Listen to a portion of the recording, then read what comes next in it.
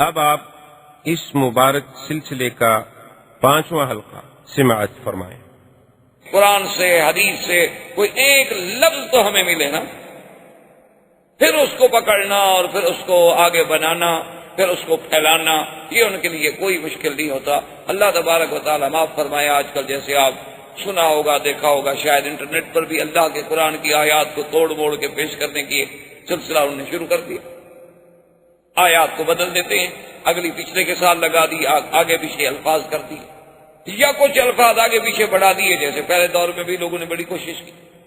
تو بہرحال اس نے بھی یہ حملہ کیا، لیکن یہ بات غلط ہے، اس لیے کہ جز پر کبھی کل کا اطلاق نہیں ہوتا، ہمیشہ یاد رکھیں۔ یعنی اگر آپ جا رہے ہوں اور سڑک پر ایک ٹانگ پڑی ہو تو آپ کہیں گے آدمی کی ٹانگ پڑی ہے، یہ نہیں کہیں گے کہ آدمی پڑا ہے۔ ہاتھ پڑا ہو تو آپ کہیں گے کہ ایک آدمی کا یار ہاتھ پڑا ہے، یہ کبھی نہیں کہیں گے کہ آدمی پڑا ہے، حالانکہ ہے تو جز اس کی، ہے تو اسی کی جز، اسی کا ہاتھ کٹا ہوا ہے، اسی کی ٹانگ کٹی ہوئی ہے، لیکن جز کو کبھی کل نہیں کہتے۔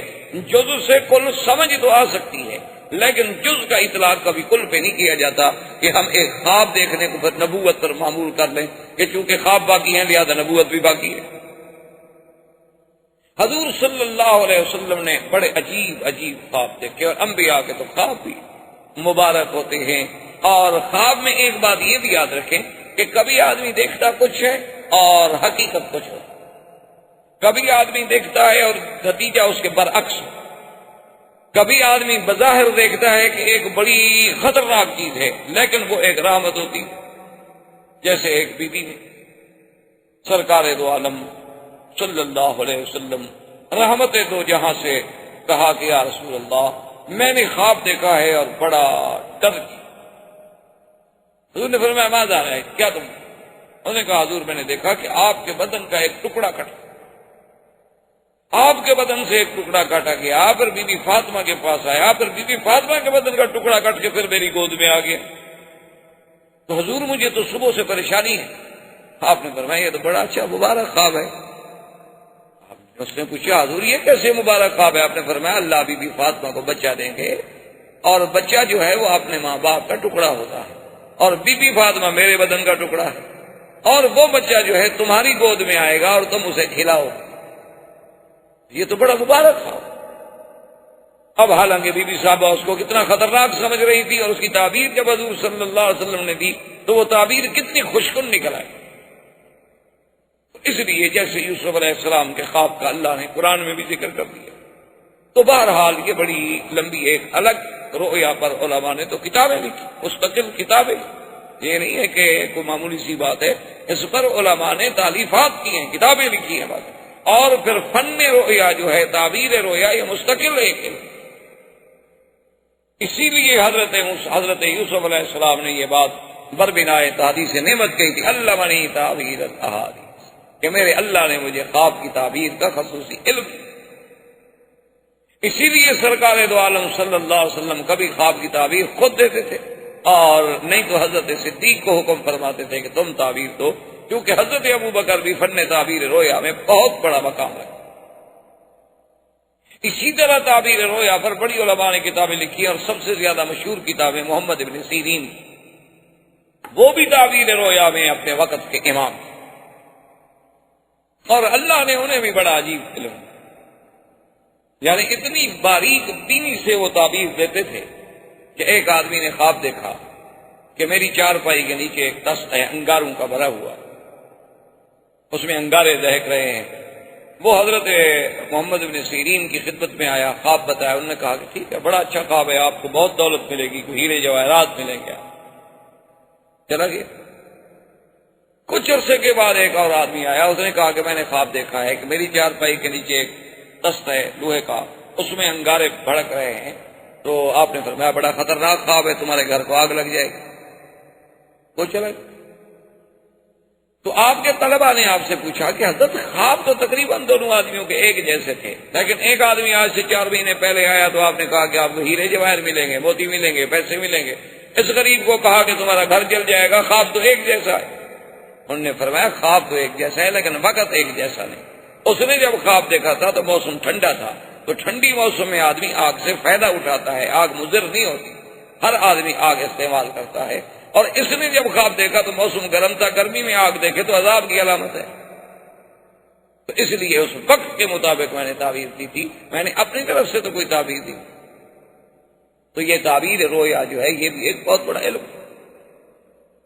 اور پھر یہ رویا کا تو سلسلہ ایسا ہے جیسے آپ نے ابتدا میں بھی پڑھا تھا اور حدیث میں بھی موجود ہے کہ حضور صلی اللہ علیہ وسلم نے فرمایا انا احدثکم، میں تمہیں بتلاتا ہوں اپنے بارے میں کہ انا دعوت ابی ابراہیم، میں اپنے ابا ابراہیم کی دعا ہوں، وانا بشارت اخی عیسیٰ، میں اپنے بھائی عیسیٰ علیہ السلام کی مبارک اور خوشخبری ہوں، وانا رؤیا امی التی رأت، اور میں اپنی ماں کا خواب ہوں جو انہوں نے دیکھا۔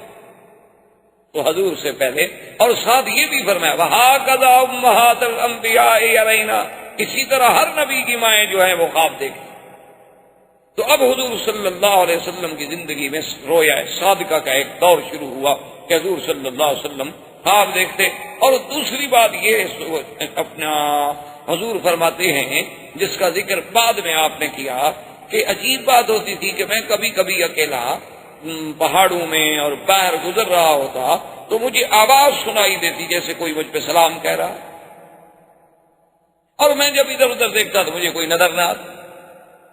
اور پھر اس کے بعد حضور صلی اللہ علیہ وسلم فرماتے حبب الی الخلاء، اب خدا کی قدرت ہے کہ مجھے علیحدہ بیٹھنے کی طبیعت چاہنے لگی کہ الگ خلوت، یعنی جسے آپ کہتے ہیں خلوت، کہ اب دل نہیں کرتا تھا کہ میں لوگوں میں بیٹھوں، بلکہ طبیعت میں یہ آ گیا تھا کہ مجھے بالکل الگ تھلگ بیٹھنا تھا۔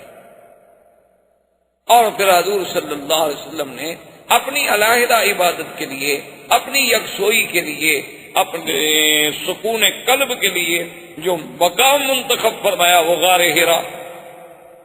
آپ تو چونکہ مکے میں رہتے ہیں الحمدللہ، غار حرا جبل نور جسے کہتے ہیں، تو اسی کے اندر غار حرا ہے، اور وہ غار مبارک ہے کہ آدمی اندر آرام سے اس میں بیٹھ سکتا ہے۔ اور ویسے غار حرا پہ جانا اتنا مشکل نہیں، جیسے غار ثور پہ جانا ذرا مشکل ہے کہ وہ ذرا سفر زیادہ ہے اور چڑھائی زیادہ ہے، غار حرا پہ کوئی اتنا مشکل نہیں، اب تو راستہ بھی موجود ہے، پہلے دور میں تو راستہ بھی نہیں۔ حضور صلی اللہ علیہ وسلم فرماتے ہیں کہ میں بھی سیدہ خدیجہ الکبریٰ رضی اللہ تعالی عنہا سے کچھ اپنے لیے زیادہ راہ لے لیتا، کچھ پانی کی مشکیزہ زمزم کا لے لیا، کچھ ستو لے لیے، کچھ چنے لے لیے، کچھ کھانے کی چیزیں لے لی، اور پھر غار میں چلے گئے، اور 8 دن 10 دن اور کبھی کبھی مہینہ بھی حضور پاک غار سے نہیں، ایک دن۔ اور آپ ذرا اندازہ کریں کہ اس دور میں کہ نہ بجلی، نہ راستہ، نہ کمکمے، نہ روشنی، تنہائی، کالے پہاڑ، پھر اکیلا جا کے غار میں رہے۔ اسی لیے کسی نے کہا تھا نا کہ وہ شمع اجالا جس نے کیا 40 برس تک غار، تو وہاں نہ روشنی ہے، نہ کھانے پینے کا انتظام ہے، حضور صلی اللہ علیہ وسلم، لیکن اس تنہائی سے حضور کو اتنی محبت تھی، حضور فرماتے حب بھی بھائی دی ہے، مجھے محبوب کر دی گئی کہ بس اب میں نے اکیلا رہا، کیونکہ اللہ تبارک و تعالی وہ پروردگار عالم سرکار دو عالم صلی اللہ علیہ وسلم کے سر پہ ختم نبوت کا، رسالت کا، نبوت کا اور ساری انسانیت کی ہدایت کا، معلم ہونے کا تاج سر پہ پہنانا تھا، اللہ نے پھر اپنے نبی کو ہر لحاظ سے تیار تو کر رہا تھا۔ یعنی آپ دیکھیں ہر لحاظ، کبھی آپ کی بچپن میں، کبھی دور رضاعت میں، کبھی بچپن میں دل صاف کیے جا رہے ہیں، جنت سے ایمان و حکمت آگے بھری جا رہی ہے، اور ایک چھوٹا ٹکڑا نکال کے ڈالا جا رہا ہے کہ ہادہ حضرت شیطان، یعنی اندر سے باہر سے جسمی، اسمی، بدنی، روحانی، ہر طرح سے اللہ پاک اپنے پاک پیغمبر کو تیار فرما رہے ہیں، ایک نبوت رسالت، یعنی بولنے میں حضور صلی اللہ علیہ وسلم کی زندگی 40 سال میں کسی کو آپ نے گالی دی، یعنی آپ اندازہ فرمائیں، آپ غار میں بیٹھے ہیں۔ اچھا پھر غار کا انتخاب کرنا، اور بھی تو مکے میں پہاڑ تھے، کوئی مکے میں ایک پہاڑ ہے، یہ تو پہاڑوں سے گرا ہوا ملک ہے، ہر طرف پہاڑ تھے۔ اچھا کعبۃ اللہ کے بالکل قریب ترین پہاڑ تو جبل ابی قبیس ہے، اور اول جبل وضع علی الارض، سب سے پہلا پہاڑ جو دنیا میں رکھا گیا وہ جبل ابی قبیس ہے۔ لیکن حضور صلی اللہ علیہ وسلم کا غار حرا میں جانا جو ہے یہ بھی اللہ تبارک و تعالیٰ کی حکمتوں میں سے حکمت تھی کہ اللہ نے ایک طرف جانب اعلیٰ ہے اور ایک طرف جانب اسفل ہے، ایک طرف قدا ہے اور ایک طرف قدئی ہے۔ یہ مسفلہ کا علاقہ جو ہے یہ قدئی کہلاتا ہے، یہ نیچے والا ہے، اور یہ خدا ہے، یہ اعلیٰ کہلاتا ہے، اسی لیے جنت المعلیٰ یہ اونچا طرف۔ اور دیکھیں گے جب نبوت کے لیے وقت آیا تو غار حرا کا انتخاب ہوا، اور جب ہجرت کے لیے وقت آیا تو غار ثور کا انتخاب ہوا۔ یعنی ایک طرف جو ہے مقام علو ہے، اعلیٰ جانب میں بٹھایا گیا۔ اب چونکہ نبوت مل گئی ہے اور سفر ہے تو لازماً اب نزول ہے الی المدینہ، تو پھر غار یعنی ثور کا انتظام کیا گیا۔ اور یہ بات بھی دیکھیں علماء نے لکھا ہے، اور یہ بات بقائے حقائق ہے، یعنی محض تخیل اور محبت اور پیار میں ایک فسانہ نہیں، کہ غار حرا پر اگر بیٹھ کے نظر ڈالیں تو سیدھی کعبۃ اللہ پہ نظر پڑے۔ یہ تو اب درمیان میں مکانات آ گئے، بلڈنگیں آ گئی، حالات بدل گئے، رخ بدل گئے، ورنہ یہ ہے کہ وہاں سے سیدھا کعبہ نظر آتا تھا، اور غار ثور میں بیٹھ کے اگر دیکھیں تو سیدھا کعبہ نظر آتا تھا۔ دونوں طرف سے اللہ تبارک و تعالی نے ایسا سلسلہ بنا دیا کہ حضور اگر دیکھنا چاہیں تو کعبے کو بھی دیکھتے رہے اور عبادت بھی فرماتے رہے۔ اب سرکار دو عالم صلی اللہ علیہ وسلم جب ذات راہ ختم ہو جاتی تو آپ پھر تشریف لے آتے سیدہ خدیجہ رضی اللہ تعالی عنہا کے پاس، اور اس وقت کچھ حالات اگر ہوتے مکے کے تو اس میں بھی حضور دخل عطا فرماتے، اور کسی غریب کی مدد ہوتی، کسی بیوہ کی، کسی یتیم کی، کسی مسکین کی، یعنی اتنی حضور صلی اللہ علیہ وسلم کو ہر وقت خیال رہتا تھا کہ بی بی خدیجہ کہتی ہیں کہ ایک دن دخل علیہ رسول اللہ صلی اللہ علیہ وسلم، سرکار دو عالم میرے پاس آئے، لیکن بہت ہی حزین تھے اور بہت ہی غم تھا آپ کی طبیعت پہ، آپ کے چہرے مبارک پہ غم، بالکل غم واضح تھا۔ تو بی بی خدیجہ فرماتی ہے میں تو پریشان ہو گئے، میں نے کہا حضور کیا بات، کیوں آپ غم؟ حضور نے فرمایا خدیجہ آج میں نے کچھ اتنے مسکین لوگ دیکھے، اتنے غریب لوگ دیکھے ہیں جن کے بدن پہ کپڑا نہیں، جن کے کھانے کے پاس لیے کچھ روٹی نہیں، اور جن کے پاؤں میں پہننے کے لیے جوتے نہیں۔ ان کی غربت کو دیکھ کر میرا طبیعت جو تھی اس پہ اثر ہو گیا، مجھے غم آ گیا کہ میں ان کی کیا مانوں۔ تو بی بی خدیجہ نے کہا کہ لا تحزن یا رسول اللہ، آپ کیوں کر رہا تھا، کوئی غم کرنے کے۔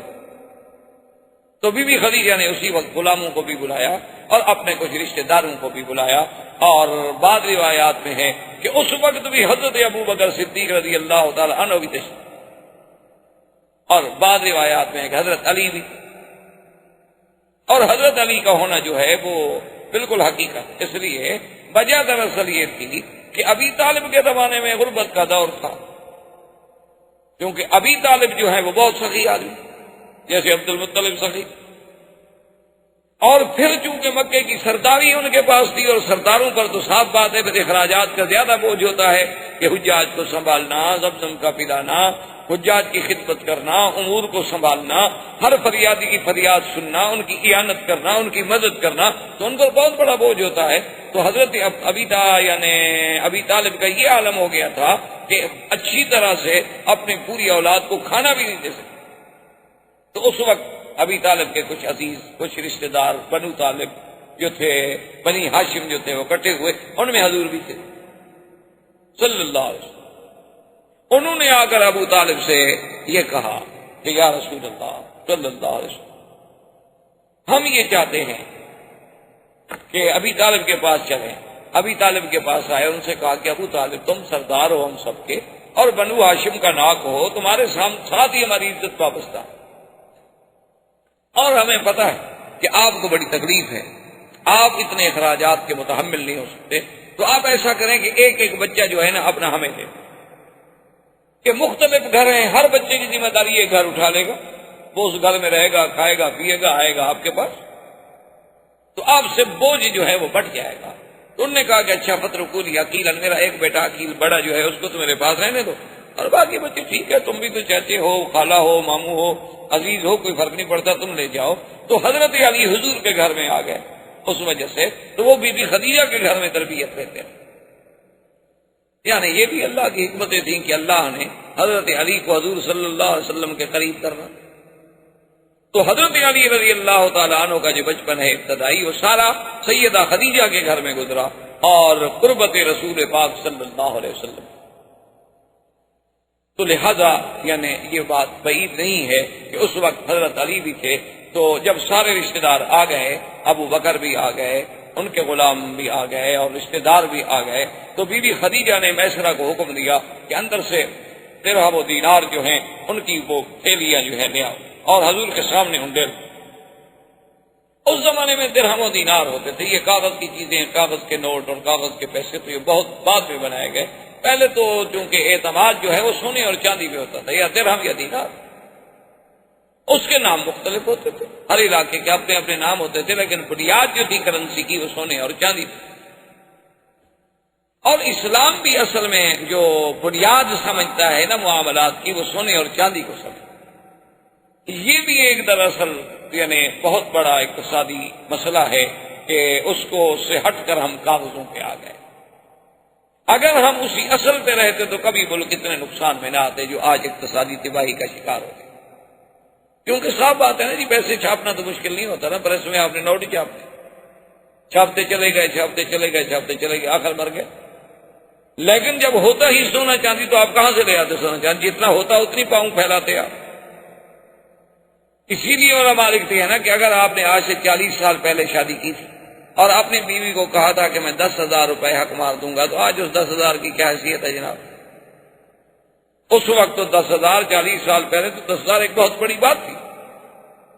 لیکن وہ آپ نے ادا کیے 40 سال بعد، اب تو وہ 10,000 یا 10 روپے کے برابر بھی نہیں رہے. اس لیے علماء کہتے تھے کہ ایسے معاہدات جو ہیں وہ بھی سونا چاندی رکھا جائے بجائے پیسے، کہ جب بھی حق المار کا فیصلہ ہو سونے چاندی سے ہو، چاہے نقد ہو یا ادھار ہو. لکھا جائے کہ 10 تولے سونا یا 20 تولے سونا، تاکہ جب بھی کبھی عورت کو ملے کوئی چیز تو ملے. محض طلا عبدہ نہ ہو لکھا ہوا ہو کاغذوں میں ہم نے 1 لاکھ روپیہ مہر دے دی، اور آج آپ 1 لاکھ روپے دیتے ہیں 7,000 ریال بھی نہیں بنتے. 7,000 ریال سے کیا کر لیں بیچارے. تو بہر صورت میرے کہنے کا مقصد یہ ہے کہ بی بی خدیجہ نے حکم دیا تو میسرہ غلام نے آ کر آپ کے سامنے اتنا درہم و دینار ڈالے کہ مورخین کہتے ہیں کہ حضور ان کے سامنے چھپ گئے، یعنی اتنا اونچی ہو گئی وہ ڈھیری. اور اس کے بعد بی بی خدیجہ نے کہا کہ یا رسول اللہ، یہ سارا مال آپ کے لیے ہے، آپ غریبوں میں تقسیم کریں. آپ غمگین کیوں ہوتے ہیں، پریشان کیوں ہوتے ہیں، اداس کیوں ہوتے ہیں؟ لٹا دیں آپ، مال میرا ہے لیکن ہاتھ آپ کا ہو. حضور صلی اللہ علیہ وسلم نے وہ سارا مال غریبوں میں تقسیم. حضور نے کہاں گھر میں رکھنا تھا، وہ رحمت ہے تو جہاں اسے دنیا سے کرنا.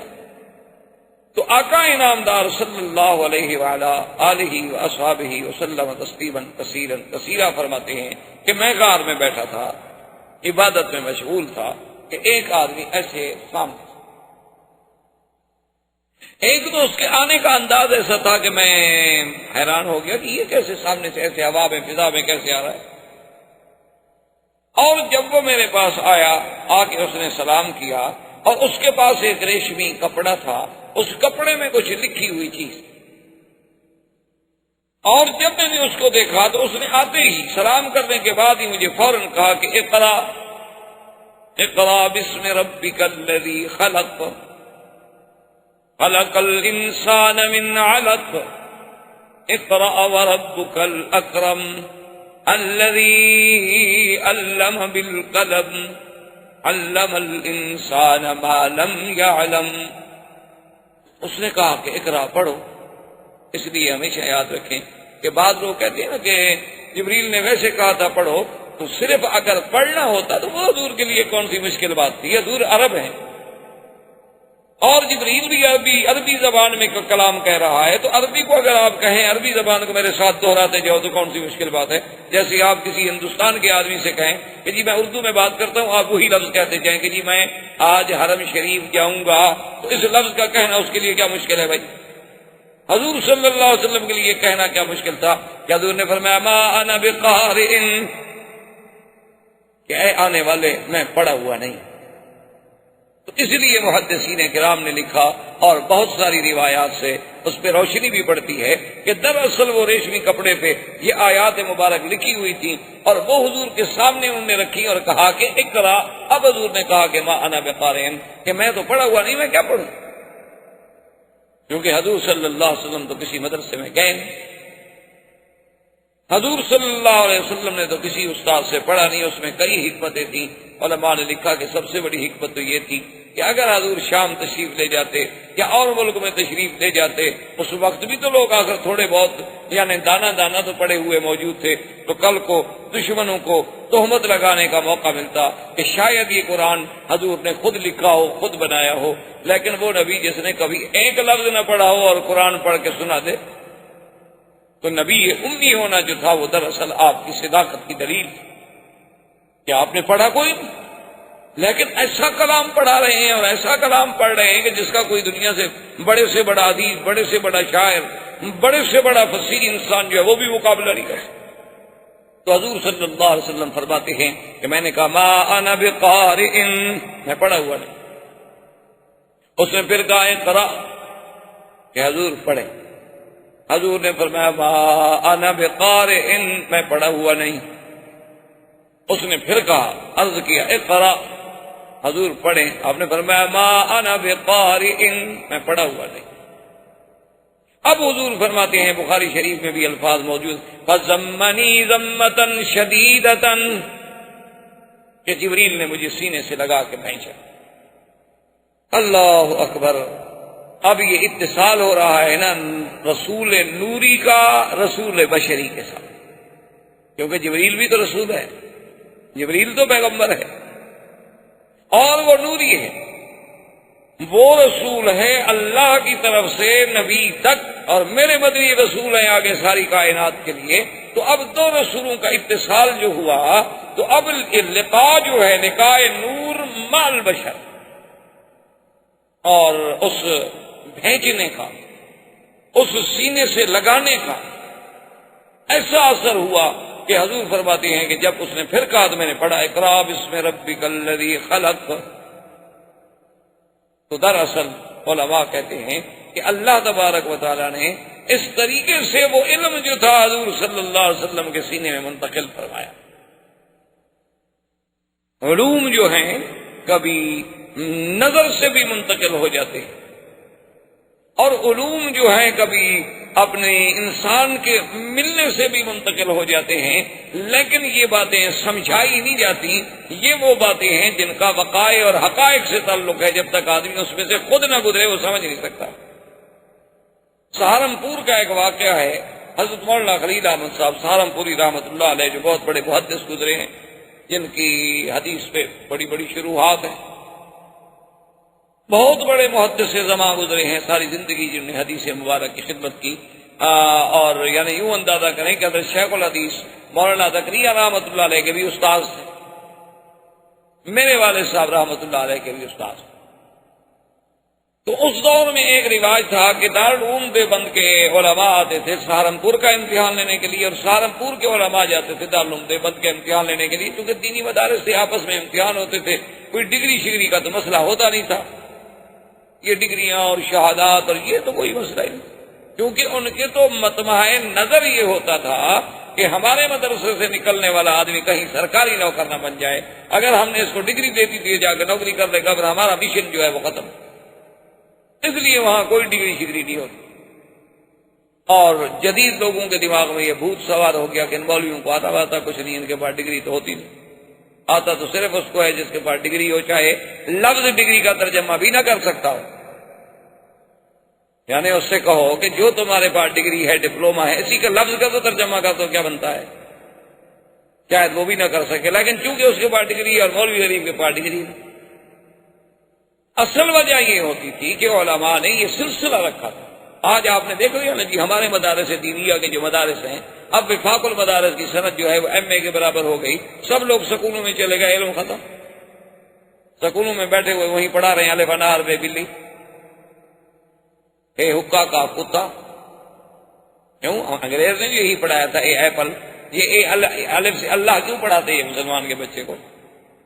یہ بے سے بیت اللہ کیوں پڑھاتے؟ بے سے بلی ہی پڑھانی تھی نا انہوں نے.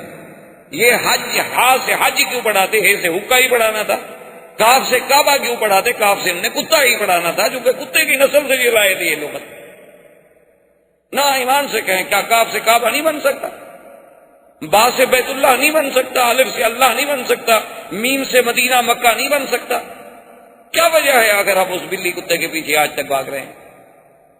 بہرحال ہم سیرت کے موضوع سے نہ ہٹ جائیں تو حضور صلی اللہ علیہ وآلہ وصحبہ وسلم کہ اب دیکھیں علوم کا ایک نقل کا یہ بھی طریقہ ہوتا ہے کہ جب علماء دیوبند امتحان لینے کے لیے انہیں شکایت کی گئی کہ فلاں طالب العلم جو ہے وہ حضرت خلیل احمد صاحب سہارنپوری کی خدمت میں رہتا ہے، ہر وقت ان کی خدمت کرتا ہے، کپڑے دھوتا ہے، گھر کا کام کرتا ہے، پڑھتا زیادہ نہیں. تو اب جو ممتحن تھے، اور ممتحن بھی کون تھے؟ شیخ الہند. ممتحن تیرے میرے جیسا تو نہیں تھا، ممتحن وہ تھا سینے مالٹا. ممتحن وہ تھا جس نے مالٹے میں بیٹھ کے ترجمہ قرآن لکھا کہ اس کے مقابلے پر آج تک کوئی ترجمہ ماں کا لال نہیں لکھ سکا.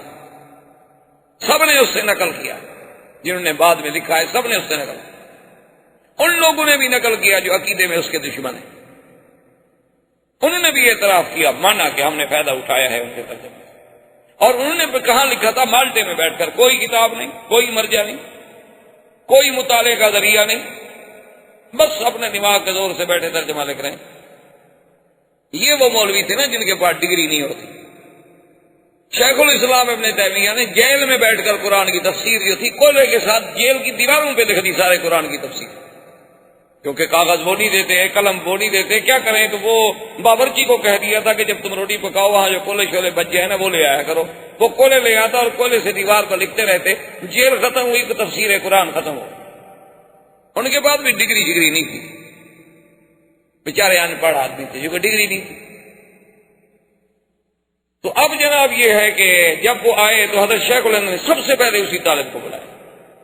وہ شکایت ہو چکی تھی نا کہ یہ پڑھتا نہیں، تو سب سے پہلے اسی طالب کو بلایا. بخاری شریف کی حدیث کا ایک مشکل ترین سوال پوچھا، بچے نے جواب دے دیا، بالکل ٹھیک.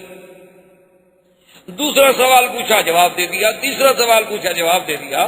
تو شیخ الہند فکر کر کے سوچتے سوچتے آخر انہوں نے حضرت مولانا خلیل احمد صاحب سے کہا کہ حضرت آپ کمرے سے باہر تشریف لے جائیں. انہوں نے کہا بتاؤ، میں نے بول رہا ہوں، میں کوئی کر رہا ہوں، میں کوئی اشارہ حدیث کے جواب کے لیے میں کوئی اشارے میں سمجھا رہا ہوں. انہوں نے کہا حضرت سمجھا نہیں رہے، آپ اپنا علم اس کے سینے میں ڈال رہے ہیں. یہ جواب تو ایک مولوی نہیں دے سکتا، بچہ کیسے دے سکتا ہے؟ تو اس طرح بھی علوم منتقل ہوتے تھے. حتیٰ کہ بعض عراقیین کے علماء اتنے مشہور تھے کہ استاد بیٹھا ہوا ہے مدینہ منورہ میں، ایک شاگرد بیٹھا ہوا ہے مکہ مکرمہ میں اور پڑھا رہے ہیں. تو اگر یہ بعد کے لوگ جن کا کوئی مقام بھی اتنا بڑا نہیں ہوتا، وہ اگر علوم میں اتنی دسترس کر سکتے ہیں، جسے آج آپ ٹیلی پیتھی کہہ لیں، آپ کچھ کہہ لیں، آپ کبھی اس سے متاثر ہو کے اس کے دماغ میں ایک بات ڈال دی جاتی ہے، اس کو بریف کر دیا جاتا ہے، اس کی برین واشنگ کر دی جاتی ہے، جو دماغ میں ڈال دی گئی وہ نکلتی نہیں. آپ جناب یہ ہے کہ آج یعنی جتنے لوگ ہیں آپ کے پی ایچ ڈی کرنے والے یا سی ایس پی کرنے والے یا آئی سی ایس کے امتحان دینے والے یا اعلیٰ ڈگری حاصل کرنے والے، ان کے دماغ میں یہ بات بٹھا دی جاتی ہے کہ سب سے بڑا تمہارا دشمن مولوی، نکال کے دکھا دو مجھے. وہ سب سے بڑی نفرت اس سے کریں گے جس کے چہرے پہ داڑھی دیکھ لیں. ان کے باپ کی بھی داڑھی ہو تو کہیں گے ہاں اولڈ مین. کوئی آدمی پوچھ لے کہ یہ وہ جو آدمی جا رہا تو چھوٹے نہیں ہے، بوڑھا ہے، کدھر گلی میں رہتے، یعنی اس کو باپ ماننے کے لیے، کیونکہ اس کے چہرے پہ نبی کی سنت ہے. انہوں نے ذہنوں میں بٹھا دیا ہے، دماغوں میں بٹھا دیا ہے کہ خوبصورت وہ ہوتا ہے جو نبی کی سنت کا مخالف ہے. دماغ میں بیٹھی ہوئی بات. اس بیچارے کے سوتے اٹھتے بیٹھتے ہر وقت لوری سے لے کر جوان ہونے تک یہ باتیں دماغ میں بٹھا دی جائیں تو وہ کہاں جائے بیچارہ. اس کے لیے تو داڑھی والا آدمی عجیب نظر آتے، کہتے تو کارٹون ہے، یہ کہتے میرا باپ کیسے ہو سکتا ہے. لیکن ان چیزوں کا پتہ، ان دو بالوں کی قیمت کا پتہ قیامت میں لگے گا جب ہم حضور کے سامنے صلی اللہ علیہ وسلم. پھر تمہیں پتہ لگے گا کہ بھئی داڑھی والے کا کیا مقام ہے اور داڑھی منڈانے والے کی کیا حیثیت ہے حضور کی دربار میں. تو اس طرح جب لقاء ہوا نا جی جبریل کا حضور سے، ضمنی ضمۃ شدیدۃ، اور کہا اقرأ باسم ربک الذی خلق، حضور نے پڑھا اور اس کے بعد حضور فرماتے ہیں جیسے وہ آیا تھا اسی طرح چلا گیا، اور جب چلا گیا تو میرے بدن پہ کپ کپی تاری ہے اور میرا بدن تھر تھر کانپ رہا ہے اور خوف ہے اور ہیبت ہے اور ایک روب ہے، میں سمجھ نہیں سکتا کہ کیا ہو گیا، کیا تغیر آ گیا میری زندگی میں، اتنی بڑی تبدیلی۔ بعض علماء نے تو یہ بھی لکھا ہے کہ اسی وقت جب حضور غار سے آ رہے تھے تو جبریل علیہ السلام کو آپ نے پھر دیکھا کہ وہ آسمان و زمین کے درمیان ایک کرسی پہ بیٹھے ہیں اور وہ کہتے ہیں کہ انت محمد وانا جبرائیل، اور کہتے ہیں کہ آپ نہ گھبرائیں، میں تو جبریل ہوں اور آپ اللہ کے نبی محمد مصطفیٰ ہیں، اور آپ نے اس کو اس کی اصلی شکل میں دیکھا، جس کے بارے میں قرآن کہتا ہے علمہ شدید القوا۔ لیکن یہاں بہرحال لوگوں کو مورخین کو مغالطہ لگا ہے، حضور پاک نے جبریل کو دیکھا ہے اور 2 دفعہ دیکھا ہے، ایک دفعہ زمین میں اور ایک دفعہ آسمان میں۔ اور اسی طرح یہ بھی روایات میں ملتا ہے کہ جبریل علیہ السلام حضور کی بعثت سے پہلے حضور پر سلام بھی فرمایا کرتے تھے، السلام علیکم یا رسول اللہ۔ اور اسی طرح حضور صلی اللہ علیہ وسلم پر صرف یعنی انسان تو نہیں بلکہ پتھر، اسی لیے مکے میں آج بھی وہ جگہ ہے، آج بھی وہ گلی موجود ہے۔ آپ مروہ سے جب جائیں گے معلیٰ کی طرف تو یہ چھتی ہوئی بازار جسے آپ کہتے ہیں، اس طرف جب نکلیں گے تو کسی سے بھی پوچھیں گے زگاگ الحجر کہ بھئی وہ زگاگ وہ حجر والی گلی کون سی ہے، تو آپ کو بتائیں گے کہ یہ زگاگ الحجر ہے۔ اس کو زگاگ الحجر کیوں کہا جاتا ہے؟ حضور نے فرمایا انی لعارف حجرا بمکہ تھا، بخاری شریف میں حدیث۔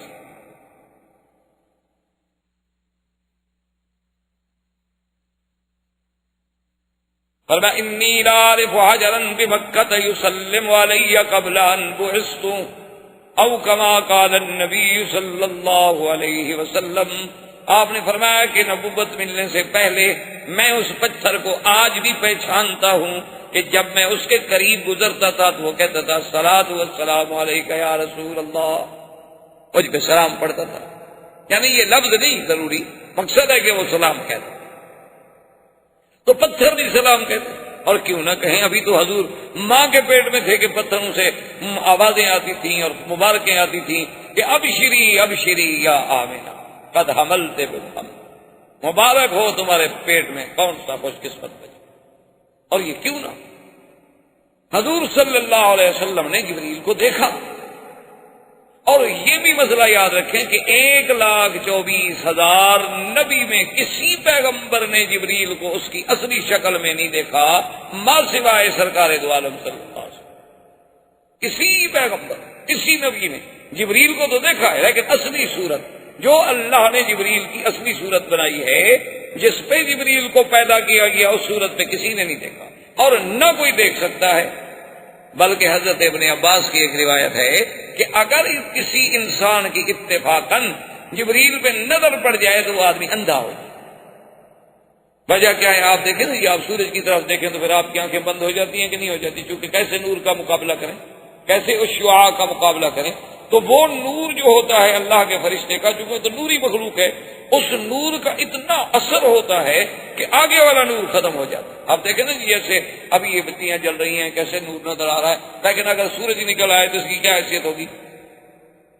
اس میں کوئی شبہ نہیں کہ سرکار دو عالم صلی اللہ علیہ وسلم نے جبریل علیہ السلام کو 2 دفعہ دیکھا، یاد رکھیں، ایک دفعہ دنیا میں اور ایک دفعہ آسمان۔ اور اصلی صورت میں دیکھنے اور دکھانے کی وجہ کیا تھی یہ بھی یاد رکھ لیں، تاکہ خدا نہ کرے، خدا نہ کرے، خدا نہ کرے کوئی دشمن اسلام، کوئی عدو، کوئی مستشرق، کوئی یہودی، کوئی نصرانی، کوئی وثنی، کوئی ہندو کل کو یہ کہے کہ جی کیا پتا جو آدمی آیا تھا جس نے پڑھایا تھا اقرا باسم ربک الذی خلق، پتہ نہیں وہ کون تھا، حضور نے اس کو جانا تو نہیں، حضور نے کبھی اس کو دیکھا تو تھا نہیں۔ تو اللہ نے صرف لکھا نہیں، لکھا کے ساتھ رویت بھی کرائی، اور رویت 2 دفعہ ہوئی۔ اب البتہ اس میں ذرا اختلاف ہے کہ یہ رویت جو ہے اب وحی آنے کے فوراً بعد ہوئی یا وحی آنے کے بعد کافی مدت کے بعد حضور صلی اللہ علیہ وسلم نے فرمایا کہ جبرائیل میں تجھے تیری اصلی صورت میں دیکھنا چاہتا ہوں، کبھی تم مجھے اپنی اصلی صورت دکھاؤ۔ تو جبریل نے کہا کہ بہت اچھا یا رسول اللہ۔ تو حضور فرماتے ہیں کہ حضور اجیاد محلے میں کھڑے تھے، یہ محلہ جو جیاد ہے، اور جبریل سامنے آیا، کہا کہ سد الافق، کہ پورا افق جو ہے، افق کا معنی ہے جو آسمان و زمین تک آپ کو خلا نظر آ رہا ہے، کہ سارے کا سارا افق بھر گیا. حضور صلی اللہ علیہ وسلم مغشیاً، حضور بے ہوش ہو کے گر گئے. اسی کو قرآن پاک نے فرمایا ثم دنا فتدلى فكان قاب قوسين او ادنى. اللہ نے فرمایا کہ پھر وہ قریب آیا، پھر لٹ کے قریب آیا جبریل جلدی سے، اور اس نے کہا کہ انت رسول اللہ وانا جبرائیل. کہ محمد مصطفیٰ آپ کیوں ڈر رہے ہیں؟ میں تو جبریل ہوں اور آپ تو اللہ کے رسول ہیں. حضور صلی اللہ علیہ وسلم نے فرمایا کہ جبرائیل کمال ہے، یہ سارا افق تمہارے پروں سے بھر گیا. اس نے کہا حضور میں نے تو ابھی پورے پر بھی نہیں کھولے تھے، ابھی تو میں نے تھوڑے سے کھولے تھے. آپ نے دیکھا نا جیسے مور کبھی پر کھولتا ہے، کبھی تھوڑے سے، کبھی آدھے سے، کبھی پھر پورے کھول لیتا ہے. اس نے کہا حضور میں نے تو ابھی پورے پر بھی نہیں کھولے تھے. اور حضور فرماتے ہیں کہ بلہو ستم یاد جناحن، اللہ نے جبریل کو 600 پر دیے ہیں. اور ایک روایت میں انہوں نے کہا حضور میں نے تو ابھی 2 پر کھولے تھے اپنے. حضور نے فرمایا اچھا جبریل کوئی اور بھی اللہ کا فرشتہ ہے جو تم سے بھی زیادہ پروں والا ہو؟ تو اس نے عرض کیا کہ یا رسول اللہ اور اللہ کے بڑے فرشتے ہیں جن کے 5,000 ہزار پر ہیں، میرے تو صرف 600 پر ہے. تو ایک دفعہ جبریل علیہ السلام کو حضور نے دیکھا زمین، اور ایک دفعہ آسمانوں میں جب معراج پہ گئے، زندگی باقی وہاں تک پہنچے تو انشاءاللہ واز کریں گے. تو بہرحال اب حضور صلی اللہ علیہ وسلم اس وحی آنے کے بعد وہ کیفیت، کیونکہ اللہ کا کلام، اس کا اثر، لقاء جبرائیل اور رسول نوری کا اتصال نور رسول بشری سے، اور اس سب کا تحیر کہ حضور بڑی طبیعت پہ اثر ہے، کانپتے ہیں، گھبراہٹ ہے، خوف ہے. اور سب سے پہلے حضور سیدہ خدیجہ رضی اللہ تعالیٰ عنہ کے گھر میں تشریف لائے اور فرمایا زملونی، کہ خدیجہ مجھ پہ کپڑا ڈالو، کپڑا ڈالو. بی بی خدیجہ نے دیکھا کہ حضور پاک کے چہرے مبارک پر رنگ اڑا ہوا ہے، گھبراہٹ ہے. تو آپ نے پوچھا کہ کیا بات ہے؟ اس نے کہا کہ میں نے ایسے ایسے دیکھا ہے. تو بی بی خدیجہ نے پتہ کیا لفظ کہے؟ اس نے کہا حضور آپ ڈر رہے ہیں کہ شاید کوئی جن کا اثر ہو. لیکن انہوں نے کہا کہ واللہ خدا کی قسم ہے مجھے محمد مصطفیٰ انک لتصل الرحم، تم تو رحم رشتے داروں کے ساتھ مہربانی کرنے والے، مصیبت میں کے مارے ہوں کی مدد کرنے والے، بیواؤں کے سر پہ چادر ڈالنے والے، یتیموں کے سر پہ ہاتھ رکھنے والے، غریبوں کی مدد کرنے والے. میرا مدنی آپ کیوں گھبرا رہے ہیں؟ آپ کو کبھی کچھ نہیں ہوگا، آپ بالکل ٹھیک ہیں، بالکل نہ ڈریں. حضور نے فرمایا بہرحال میرے اوپر ایک خوف ہے، اللہ جانے کی کیا بات. ایسی ایک چیز آئی، ایک بندے کی شکل میں آدمی آیا، اور آتے ہی اس نے مجھے کہا کہ پڑھو اقرا بسم ربک الذی خلق، اور میں نے کہا مانا میں کرے. تو بی بی خدیجہ چونکہ بہت بڑی دانا خاتون، اس نے کہا حضور آپ ذرا تسلی فرمائیں، بالکل نہ گھبرائیں، میں آپ کو لے کے جاتی ہوں ورقہ ابن نوفل کے پاس. اس زمانے میں ورقہ ابن نوفل جو ہیں وہ دین نصارہ پہ، یعنی نصرانیت کے دین پہ تھے، اور صحیح دین پہ تھے، عیسیٰ علیہ السلام کی صحیح ماننے والے. یعنی وہ نہ مشرک تھے اور نہ عیسیٰ علیہ السلام کو خدا مانتے تھے، بالکل صحیح عیسیٰ علیہ السلام کی رسالت اور نبوت اور دین پہ قائل تھے. اسی طرح ایک اور تھے ساعدہ، وہ بہت بڑا حکیم تھا، اور اس کے جناب طب اور اس کے اثرات ایسے تھے کہ جنگل کے شیر آگے اس کے ساتھ بیٹھے رہتے. جنگل کے شیر، چیتے، بگیاڑ، جنگل کے جانور، اور ان کو کہتا چلے جاؤ چلے جاؤ، کہتا بیٹھ جاؤ تو بیٹھ جاؤ. تو بی بی خدیجہ کا رشتہ بھی تھا ورقہ ابن نوفل سے، قرابت داری بھی. تو بی بی خدیجہ جلدی سے حضور صلی اللہ علیہ وسلم کو لے کر ورقہ ابن نوفل کے پاس آئی، اور ورقہ سے کہا کہ حل رأیتا مارا ابن اب نے کہا دیکھو تمہارے بھائی کے بیٹے نے کیا چیز دیکھی ہے. تو ورقہ بن نوفل نے کہا کہ ہاں مجھے بتاؤ کیا بات ہے. بہرحال گھبرانے کی تو بات کوئی نہیں ہوگی، چونکہ محمد پاک تو ان لوگوں میں ہے جو ہمیشہ غریبوں کے کام آتے. جب حضور نے ساری کیفیت، ساری واقعہ سنایا کہ میں ایسے غار میں بیٹھا تھا، ایسی عبادت کر رہا تھا، ایسے میرے سامنے ایک آدمی آیا، اس نے آ کے مجھے یوں کہا. ورقہ سوچ رہے ہیں، سن رہے ہیں. جب حضور پاک نے بات ختم کی تو نے کہا ابشری یا خدیجہ، خدیجہ تمہیں مبارک ہو، ھذا الناموس الاکبر، یہ وہی جبریل ہے الذی نزل علی موسیٰ، جو موسیٰ علیہ السلام. مبارک ہو، یہ تو تمہارا شوہر جو ہے وہ تو اللہ کا نبی ہے، اس پہ تو وحی اتری. ھذا ناموس الذی نزل علی موسیٰ علیہ السلام، یہ وہی فرشتہ جو موسیٰ علیہ السلام پہ اترا تھا، لیکن علماء نے لکھا کہ انہوں نے یہ نہیں کہا کہ عیسیٰ پہ اترا تھا۔ اس کی دو وجوہات ہیں، ایک تو یہ ہے کہ دین کامل اصل میں موسیٰ علیہ السلام، کتاب کامل جو تھی وہ موسیٰ علیہ السلام کی تھی، عیسیٰ علیہ السلام کے بعد جو کتاب انجیل تھی وہ بھی دراصل کتاب تورات کتاب ہے۔ اور دوسری بات علماء نے ایک نقطہ یہ لکھا ہے کہ لوگ جو ہیں بعض تو عیسیٰ علیہ السلام کو خدا مانتے تھے، بعض تثلیث کے قائل تھے، بعض اس کو ابن اللہ مانتے تھے، تو اس لیے ان کا حوالہ دینا مناسب نہ سمجھا گیا، تو حضرت موسیٰ علیہ السلام کا حوالہ دیا اس کہ بھی یہ وہ ناموس اکبر ہے، یہ وہ روح القدس ہے، یہ وہ اللہ کا فرشتہ ہے الذی نزل علی محمد صلی اللہ علیہ وسلم۔ اور اس کے بعد اس نے فوراً کہا کہ یا محمد صلی اللہ علیہ وسلم، کاش میں جوان ہوتا، کاش میری صحت مجھے اجازت دیتی، اور کاش میں اس وقت مکے میں ہوتا جب یہ مکے والے آپ کو مکے سے نکالیں۔ تو حضور ساری باتیں سنتے رہے۔ جب ورقہ ابن نوفل نے کہا کہ آپ کو مکے والے نکالیں گے تو حضور جوش میں آ گیا، فرمایا اب مخرجی کیا ہوں، مجھے نکالیں گے مکے سے؟ بھائی نکالا تو اس کو جاتا ہے نعوذ باللہ جس کے اخلاق پہ کوئی اعتراض ہو، جس کے اعمال پہ کوئی اعتراض ہو۔ میرے تو الحمدللہ نہ اخلاق پہ، نہ اعمال پہ، نہ افعال پہ، نہ اقوال پہ، مجھے کیوں نکالیں گے؟ تو ورقہ ابن نوفل نے کہا کہ آپ نہ گھبرائیں محمد مصطفیٰ، اللہ کے نبی جتنے گزرے ہیں ان سب پر یہ وقت آیا ہے اور وہ آپ پر بھی آیا۔ تو زندگی باقی تو بات باقی۔ السلام علیکم ورحمۃ اللہ وبرکاتہ۔ برادران اسلام، الحمدللہ ہم سیرت النبی صلی اللہ علیہ وسلم کے بارے میں اپنے دروس میں بیان کر رہے ہیں۔ حضور صلی اللہ علیہ وسلم کی سیرت طیبہ کے بارے میں ہم نے اختصاراً جزیرہ عرب کے احوال، حضور صلی اللہ علیہ وسلم کی ولادت سے قبل، پھر حضور صلی اللہ علیہ وسلم کی ولادت سے قبل آپ کے بارے میں مبشرات، ارہاسات، پھر زمانے ولادت، پھر وقت ولادت، اور اس کے بعد زمانہ رضاعت، اور زمانہ رضاعت کے بعد پھر حضور صلی اللہ علیہ وسلم کا عنفوان شباب اور آپ کا سفر برائے تجارت شام، اور واپسی پر سیدہ خدیجہ رضی اللہ تعالی عنہا سے آپ کا نکاح مبارک، اور پھر تجدید کعبہ، بناء کعبہ میں آپ کی شرکت، اور اس کے بعد رویا صادقہ، اور پھر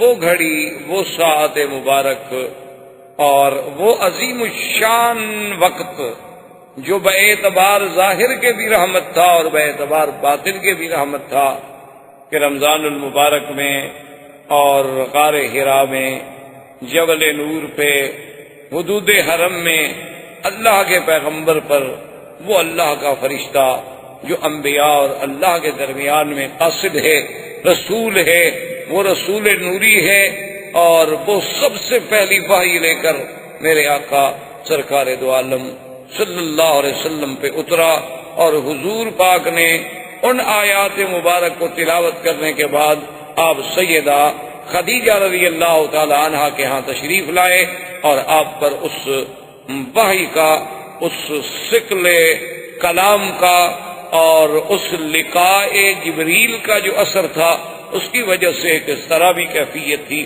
جس کا آپ نے سیدہ خدیجہ رضی اللہ تعالی عنہا سے اظہار کیا۔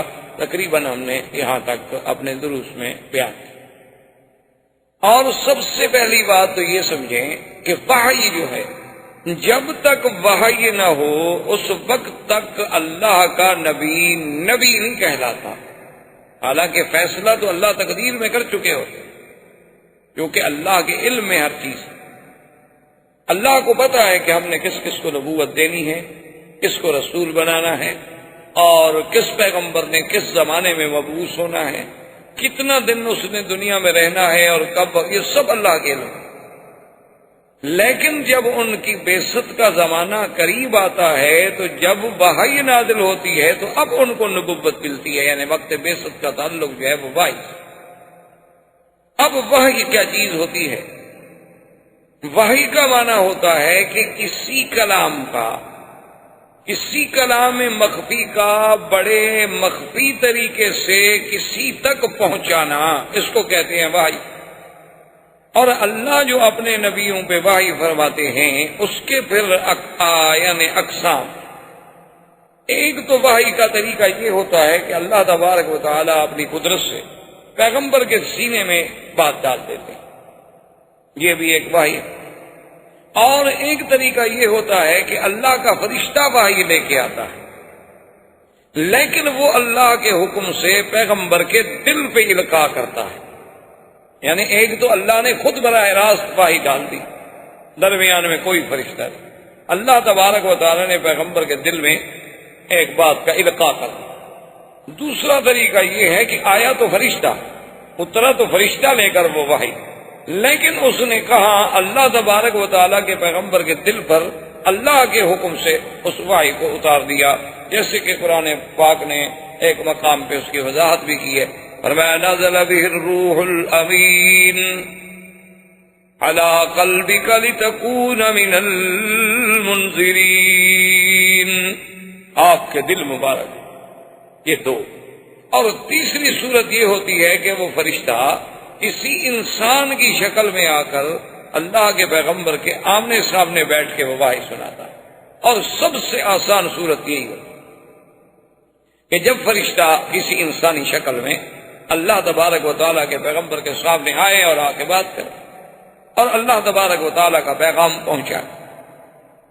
تو جبریل علیہ السلام جب پہلی دفعہ آئے ہیں تو وہ اسی صورت میں، یعنی جبریل علیہ السلام جب آئے وحی لے کر، جب سب سے پہلی وہ 5 آیتیں مبارک جو تھیں اقرا بسم ربک الذی خلق، وہ نازل ہوئی تو جبریل ایک انسانی شکل میں آئے، لیکن چونکہ حضور صلی اللہ علیہ وسلم نے پہلے جبریل کو دیکھا نہیں تھا اور اس سے پہلے کبھی آپ پر وحی نہیں اتری تھی، اور پھر اللہ کے کلام کا جو اثر ہوتا ہے وہ کوئی معمولی سا اثر تو نہیں ہوتا۔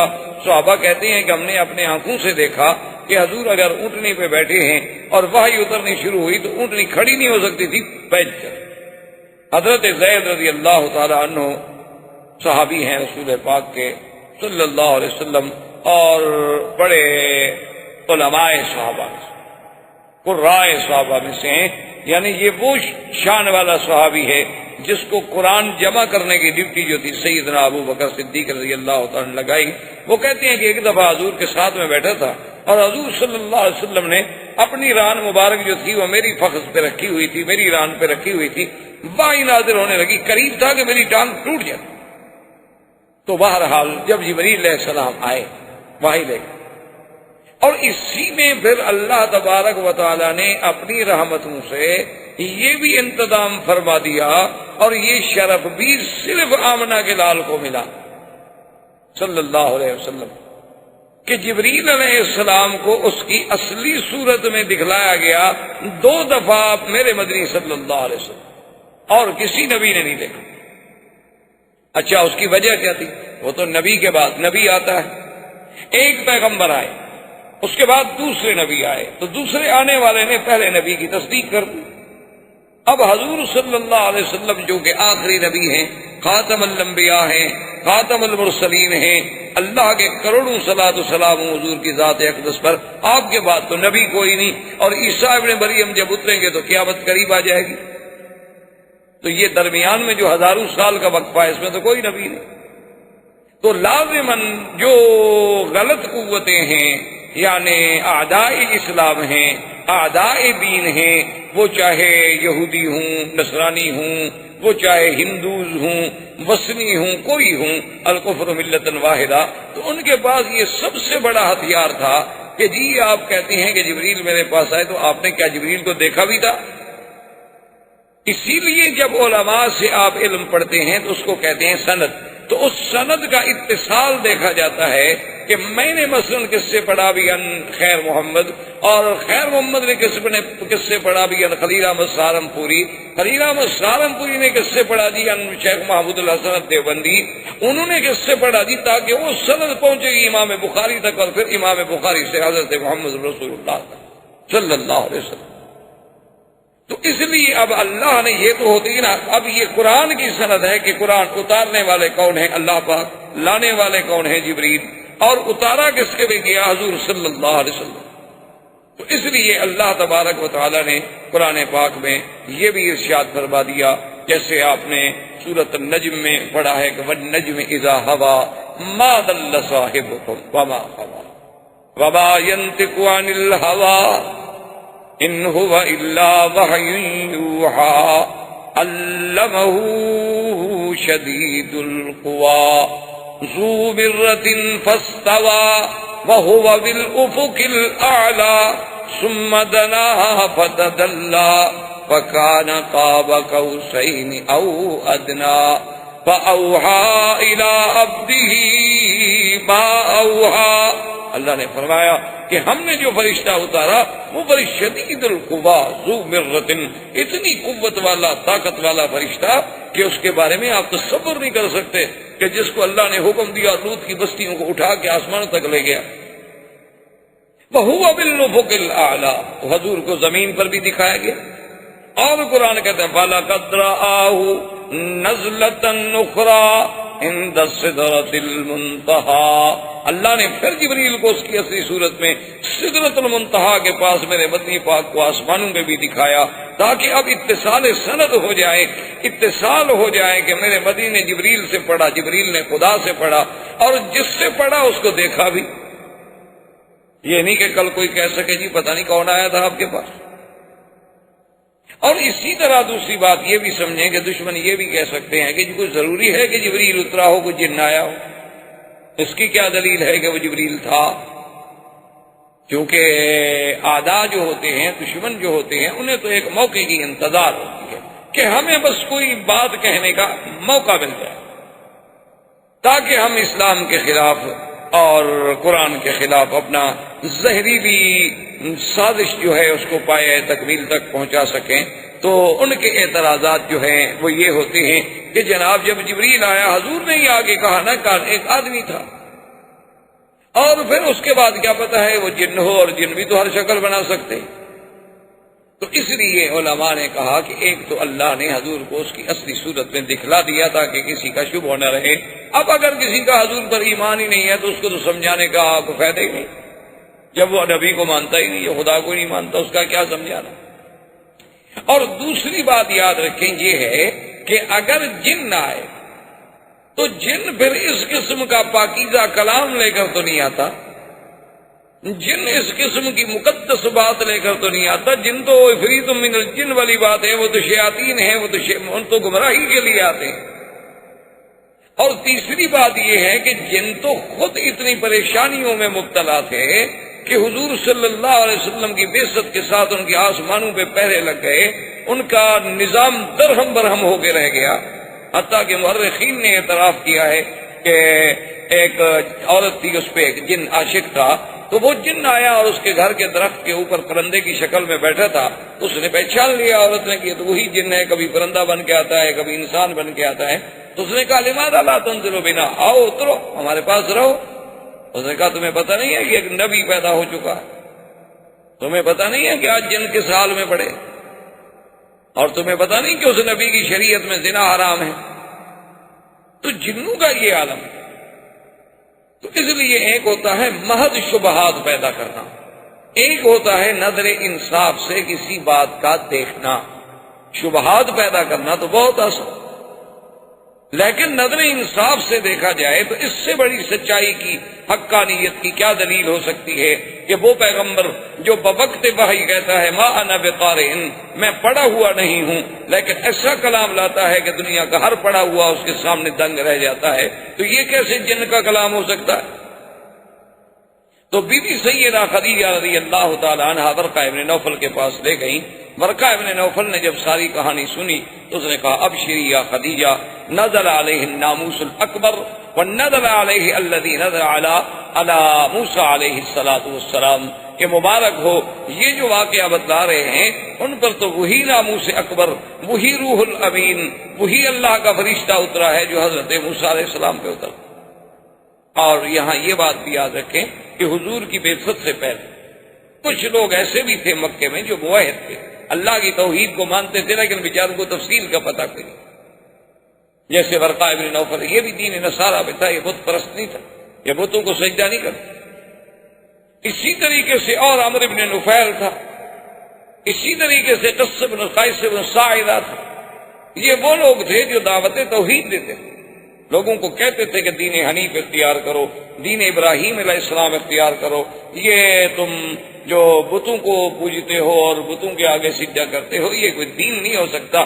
یہ کیسا دین ہے کہ آدمی اپنے ہاتھوں سے بت بنائے اور ان کو آ کے رکھ دے اور ان کو پھر دیوی دیوتا سمجھ کے پوجنا شروع کر دے. یہ بات نہ عقل میں ہے اور نہ نقل میں ہے.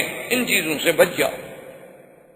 اور بڑی عجیب عجیب کیسے ابن ساعدہ عجیب عجیب باتیں کرتا تھا. اور اللہ نے خدا کی قدرت دیکھیں، اس کو اتنی بڑی حکمت بھی دی تھی، علم بھی دیا تھا، اور اس کو اللہ نے اتنی بڑی وجاہت دی تھی کہ جب مکے والوں نے اس کی توحید کے سبق سے تنگ آ کے اس کو مکے سے نکال دیا تو اس نے باہر جا کے ایک چشمے پہ ڈیرا لگا لیا. اس چشمے پہ جنگل کے درندے آتے، شیر آتے، چیتے آتے، بگیاڑ آتے، پانی پیتے، اس کے ساتھ بیٹھے رہتے. اور کبھی کبھی اگر ایک جانور پانی پی رہا ہوتا اور دوسرا اس کے اوپر کوشش کرتا اس سے آگے پانی پینے کی، تو وہ ان کو ڈانٹتا اور مارتا اور کہتا ہے اس کو پانی پینے تو کیوں زیادتی کرے. یعنی اس کا حکم جو ہے وہ درندوں اور چرندوں پہ بھی چلتا تھا، لیکن وہ توحید پہ تو رہے، لیکن ان کی دعوت میں اتنی اثر پیدا نہیں ہو سکا. اب حضور صلی اللہ علیہ وسلم کی جب آپ نے ورقہ ابن نوفل کی باتیں سنی تو ورقہ نے ایک خاص بات یہ بھی کی. اس نے کہا کہ یا لیتنی، یا رسول اللہ کاش اس وقت میں بھی موجود ہوتا اور میری جوانی ہوتی، تاکہ میں آپ کا انصار بنتا، آپ کا خادم بنتا، آپ کا معاون بنتا. یہ قوم آپ کو مکے سے نکالے گی. تو حضور صلی اللہ علیہ وسلم بھی جوش میں آ گئے. فرمایا اب مخرجیہم، بخاری شریف کی حدیث ہے، آپ نے فرمایا اب مخرجیہم، مکے والے مجھے نکالیں گے. کیوں نکالا تو اس کو جاتا ہے جس کے کردار پہ کوئی بات ہو، مجھے کیوں نکالیں گے؟ اس نے کہا حضور آپ پریشان نہ ہوں، جتنے نبی گزرے ہیں ان سب کو قوموں نے نکالا، ان سب کو ہجرت کرنی پڑی ہے. حق کہنے والوں پر یہ امتحان آتے ہیں. یہ کبھی نہیں ہو سکتا کہ حق کہا جائے اور تکلیفیں. اس لیے ہمارے ایک عالم دوست فوت ہو گئے، اللہ ان کی قبر پہ رحمت فرمائے. وہ کہتے تھے یہ کبھی نہیں ہو سکتا کہ آدمی حق کہے اور لوگ حلوہ کھلائیں.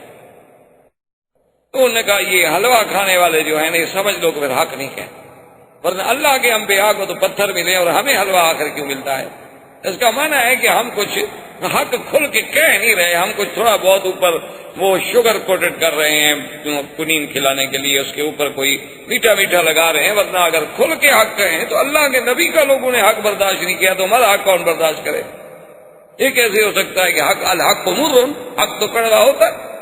یہ تو کبھی ہو نہیں سکتا کہ حق میں میٹھا، حق تو کڑوا لگے گا. تو حضور صلی اللہ علیہ وسلم واپس تشریف لے آئے تو یہ آپ کی نبوت کی ابتدا تھی. سمجھے، نبوت کا معنی کہ وحی تو اترنی شروع ہو گئی، اب آپ کی نبوت تو شروع ہو گئی. لیکن ایک ہوتا ہے کہ آگے دین کا، تبلیغ کا، رسالت کا، پیغام کا، عوامل کا پہنچانا، وہ ابھی حکم نہیں ملا. پہلا حکم تو صرف اتنا تھا نا، اقرأ بسم ربک الذی خلق، آپ پڑھیں. تو اب حضور صلی اللہ علیہ وسلم ایک روایت مبارک میں ہے کہ اپنے گھر میں لیٹے ہوئے تھے سیدہ خدیجہ کے گھر میں، اور کپڑا مبارک اوپر ڈالا ہوا تھا. کیونکہ قرآن پاک میں دو مقام پہ لفظ ہے، ایک مدثر اور ایک مزمل. مزمل کا معنی بھی یہی ہوتا ہے کسی کپڑے کا اپنے اوپر لپیٹ کے لیٹ جانا، سو جانا. مدثر کا معنی بھی، دثار کا معنی یہی ہوتا ہے کہ کوئی بڑے سے بڑا کپڑا لے کر یا کوئی بڑے سے بڑا کمبل لے کر، کوئی چیز لے کر آدمی اپنے آپ کو لپیٹ لے اور لیٹ جائے تو اس کو کہتے ہیں مزمل، اور اسی کو کہتے ہیں مدثر، دثار سے اور تزمیل سے. تو حضور صلی اللہ علیہ وسلم لیٹے ہوئے تھے کہ اللہ کا قرآن نازل ہوا.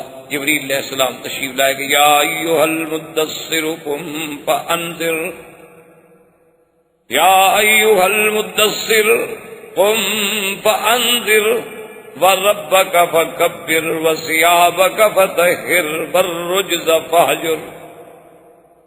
اور یہ بھی دیکھیں شان رسول پاک صلی اللہ علیہ وسلم، یہ سب سے بڑی عظمت شان ہے کہ اللہ تبارک و تعالیٰ اپنے محبوب کو خطاب کرے اس کی اسی کیفیت میں جس کیفیت میں وہ لیٹے ہوئے تھے.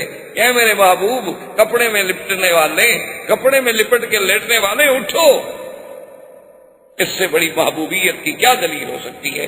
کہ آدمی جب خطاب کرے تو اسی کیفیت کو بیان کرے جو اس کی کیفیت. جیسے کہ سیدنا علی رضی اللہ تعالی عنہ ایک دن حضور پاک تشریف لائے اور حضرت علی کے بارے میں پوچھا تو بی بی فاطمہ الزہرا رضی اللہ تعالی عنہا نے عرض کیا کہ یا رسول اللہ، حضرت علی کسی بات پہ ناراض ہو کے گھر سے باہر تشریف لے گئے ہیں. تو حضور ڈھونڈتے آئے دیکھا کہ حضرت علی مسجد میں لیٹے ہوئے ہیں، اور مسجد میں بھی اس انداز میں لیٹے ہوئے ہیں کہ ایک کچی اینٹ سرانے کی نیچے رکھی ہوئی ہے مٹی کی، اور اسی مٹی پہ لیٹے ہوئے ہیں، کوئی پرچھا بھی نہیں، کوئی نیچے بستر بھی نہیں، کوئی کپڑا بھی نہیں، کچھ بھی نہیں. تو آپ کے بال مبارک میں اور مٹی لگی ہوئی ہے. تو حضور نے بھی اسی محبت میں اٹھایا، فرمایا قم یا ابا تراب، قم یا ابا تراب، اے مٹی کے باپ اٹھو. تو یہ محبوب کی ایک محبوبیت کی کیفیت ہوتی ہے کہ آدمی اس کو اسی کیفیت میں خطاب کرے. حضرت علی کی کنیت تو ابو الحسن تھی، آپ کے سب سے بڑے بیٹے حضرت حسن، تو آپ کی کنیت تو ابو الحسن تھی. آپ کے اس کے بعد حضرت حسین تھے، لیکن ان کو یہ حضور کا پیارا خطاب جو تھا وہ اتنا بھایا اور اتنی کنیت پسند ہے، انہوں نے کبھی آج کے بعد مجھے ابھی تراب ہی کہا کرو. میں اپنی کنیت چھوڑ سکتا ہوں لیکن حضور کی محبت سے دی ہوئی کنیت کو نہیں چھوڑ سکتا. تو یہ معمولی سی بات نہیں ہوتی کہ اللہ اپنے نبی کو اس محبت سے اور اس انداز سے مخاطب فرمائے، یا ایھا النبی یا ایھا الرسول، جیسے فرمایا یا زکریا یا عیسیٰ یا آدم، ٹھیک ہے، لیکن اس کیفیت میں کہ اے کپڑے میں لپٹنے والے، یا ایھا المدثر قم فانذر. اور اس کے ساتھ ساتھ یہ بات بھی یاد رکھ لیں کہ جیسے ہمارے بعض دوست ہوتے ہیں جو نے اس کا ایک ترجمہ یہ بھی کرتے ہیں کالی کملی میں لپٹنے والے، تو یہ زیادتی ہوتی، یہ ایک زیادتی ہوتی ہے، ہمیشہ سمجھا. کیوں قرآن کہتا ہے یا ایھا المزمل یا ایھا المدثر، اس کا معنی ہے کسی کپڑے میں لپٹنا. اب یہ اپنی طرف سے ترجمہ کرنا کالی کملی، تو قرآن میں ایک لفظ بڑھانے والی بات، یہ خدا بہتر جانے آخر انہوں نے کہاں سے لفظ لے لیا. اللہ ہدایت عطا فرمائے. کیونکہ شاید انہوں نے سوچا ہو کہ کعبۃ اللہ کا غلاف چونکہ کالا ہے تو حضور صلی اللہ علیہ وسلم کے لیے بھی ہم کوئی کالی کملی تجویز کر دیں. حالانکہ جو چیز قرآن و حدیث بیان نہ کرے وہ سیرت نہیں ہوتی، یہ بہت بڑی زیادتی ہوتی ہے. اور خاص طور پہ قرآن و حدیث میں کوئی لفظ اپنی طرف سے بڑھایا جائے، اتنی حد میں رہیں جو قرآن کہتا ہے. جیسے ہم نے ایک شہرت دے دی کہ آدم علیہ السلام نے گندم کا دانہ کھایا تھا اور جنت سے نکالے گئے، آسمانوں سے اتارے گئے. پتہ نہیں گندم کا دانہ ان کو کہاں سے مولوی صاحبان کو مل گیا. یعنی کتنی بڑی زیادتی ہے اللہ کے قرآن. یہی فرق ہوتا ہے ایک عالم دین کا اور ایک غیر عالم کا، کہ کبھی عالم اپنی طرف سے اضافہ نہیں کرے گا اللہ کے قرآن میں. اسی لیے آپ نے دیکھا نہیں، کبھی آپ پڑھیں نا ترجمہ تو آپ کو یوں لگے گا کہ ترجمے میں بھی سلاست نہیں ہے، تسلسل نہیں ہے، عبارت ایک دوسرے کے ساتھ جڑی ہوئی نہیں ہے. تو عجیب عجیب یعنی اوپری سی عبارت لگتی ہے قرآن کے ترجمے کی اردو میں. وجہ یہ ہے کہ جو جتنا ترجمہ کرنے والا محتاط ہوگا وہ اردو کی عبارت کا خیال نہیں کرے گا، وہ تو اللہ کے قرآن کے لفظ کا خیال کرے گا کہ بھی اس لفظ کا ترجمہ کیا بنتا ہے، آگے عبارت بنے نہ بنے. وہ اس کا محتاج ہے قرآن کے، اس کے لیے ہم عبارت بنائیں. اور ہم سمجھتے ہیں کہ کمال کی تفسیر تو وہ لکھی ہے نا جی، اور جناب عبارت پڑھنے میں لطف آتا ہے، پتہ لگتا ہے نا کتنا سلیس عبارت، چاہے اس میں 20 لفظ اپنے ڈال دیے گئے سلیس بنانے کے لیے، حالانکہ وہ قرآن کا ترجمہ نہیں ہوتا. آپ تفسیر میں جو کچھ لکھیں، تفسیر کرنا الگ بات ہے، قرآن کے لفظ کا ترجمہ کرنا الگ بات ہے. ایک تو سب سے پہلی بات یہ سمجھیں کہ قرآن بھی تو خود ترجمہ ہے، بس ترجمے کا ترجمہ کرنا کتنا مشکل ہو جاتا ہے. کیونکہ اللہ نے نقل کیا نا کہ نوح علیہ السلام نے قوم سے یہ کہا، تو نوح علیہ السلام نے قوم سے کوئی عربی میں بات تھوڑی کی تھی، وہ تو سریانی زبان میں بات کی تھی یا عبرانی زبان میں بات کی تھی. اللہ نے اپنے نبی کے لیے وہ عربی میں ترجمہ کر کے نوح علیہ السلام کی بات کا سنا دیا، تو وہ بھی تو ایک ترجمہ ہے جس کو خدا نے کیا، پھر اس کے ترجمے کا ترجمہ کرنا کوئی آسان بات نہیں ہوتی.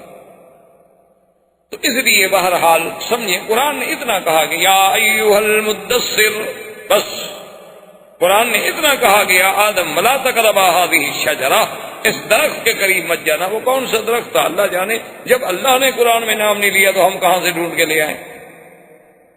یہ سب سے بڑی بنیادی غلطی ہے جس سے ہم گمراہ ہوتے ہیں، اللہ معاف فرمائے۔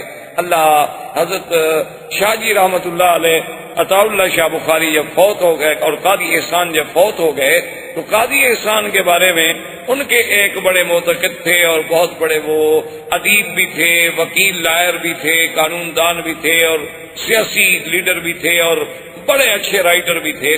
تو انہوں نے شورش کاشمیری کو خط لکھا کہ میں قاضی صاحب کی یعنی سوانح لکھنا چاہتا ہوں، کیونکہ قاضی صاحب کے ساتھ تمہارا بھی بہت بڑا تعلق تھا، تو مہربانی کر کے ان کے کچھ واقعات مجھے لکھیں۔ تو انہوں نے شورش صاحب نے جواب دیا کہ سوانح ضرور لکھو، لیکن خدا کے لیے قاضی صاحب کو قاضی صاحب ہی رہنے دینا، یعنی سوانح لکھتے ہوئے یہ نہ کرنا کہ ما فوق الفطرت چیز بنا دو۔ اسی لیے یہ معنی نہیں ہوتا کہ حضور کی سیرت کا بیان اس انداز میں کیا جائے کہ ان کو مقام الوہیت پہ بٹھا دیں یا الوہیت کے قریب لے آئیں۔ نا، نبوت کا اپنا مقام ہے، رسالت کا اپنا مقام ہے اور الوہیت کا اپنا مقام ہے، وحی کا اپنا مقام ہے، اس میں ہم ایک لفظ بھی آگے پیچھے نہیں کر سکتے۔ تو جب یہ حکم ملا کہ یا ایھا المدثر قم فانذر، اٹھو میرے مدنی، اب اٹھو، اب سونے کا وقت گزر گیا، اٹھو اور قوم کو ڈراؤ اور اپنے رب کو بڑا مانو، اپنے رب کی بڑائی کرو۔ ربک فکبر، رب کو بڑا کیا بنا، رب کو بڑا بناؤ، مانا یہ کہ تمہارے اوپر ہر حکم تمہارے رب کا چلے۔ جیسے آپ گھر میں کوئی بات ہو نا تو بچے کوئی شرارت کر رہے ہوں تو اگر کہتے بھائی عقل کرو، گھر میں بڑا ہے، بھائی تمہارا بڑا بھائی ہے، بھائی تمہارا باپ موجود ہے، دادا موجود ہے، بھائی آرام سے بات سنو، بڑا بات کہہ رہا ہے۔ تو رب کو بڑے بنانے کا معنی یہ تو نہیں ہے نا کہ بات تو تم کافروں کی مانو اور ویسے اللہ اکبر بھی کہتے رہو، یہ رب کو بڑا بنانا نہیں ہوتا۔ اس کا معنی یہ ہے کہ آپ اللہ سے بھی دھوکہ کر، کہ آپ نماز میں تو کہہ دیتے ہیں اللہ اکبر، لیکن آپ نے خدا کو کبھی بڑا سمجھا نہیں، خدا کو بڑا سمجھتے تو اس کی نافرمانی کیسے کر، گناہ کیسے کر۔ اب جب یہ حکم ملا، حضور صلی اللہ علیہ وسلم نے اپنی دعوت کا آغاز جو کیا تو سب سے پہلے اسلام لانے والوں میں کون ہے؟ سیدہ خدیجہ، اول من اسلمت، سب سے پہلے اسلام لانے والی بی بی خدیجہ۔ اسی لیے یعنی میں باہر کے ملکوں میں بھی اور کہیں بھی جب اللہ موقع دیتا ہے تو آج کل کے جو ہمارے جدید لوگ ہیں جو بڑے جدیدیت سے متاثر ہیں، جدید نظام سے اور جدید تہذیب کے بیچارے دل دادا ہیں، تو جنہیں بڑا غم کھا رہا ہے عورتوں کی آزادی کا، مساوات کا، وہ کہتے ہیں جی اسلام نے عورت کی شہادت کا حق نہیں دیا۔ انہیں بتاتا ہوں خدا کے بندے، اسلام نے تو عورت کو اتنی بڑی عظمت دی کہ میرے مدنی کی نبوت کی پہلی گواہ عورت ہے۔ سب سے پہلے اسلام لانے والی کون ہے؟ خدیجہ۔ اسلام نے تو اتنی بڑی عزت دی ہے عورت۔ اب سیدہ خدیجہ اسلام لانے کے بعد حضرت زید اسلام لائے۔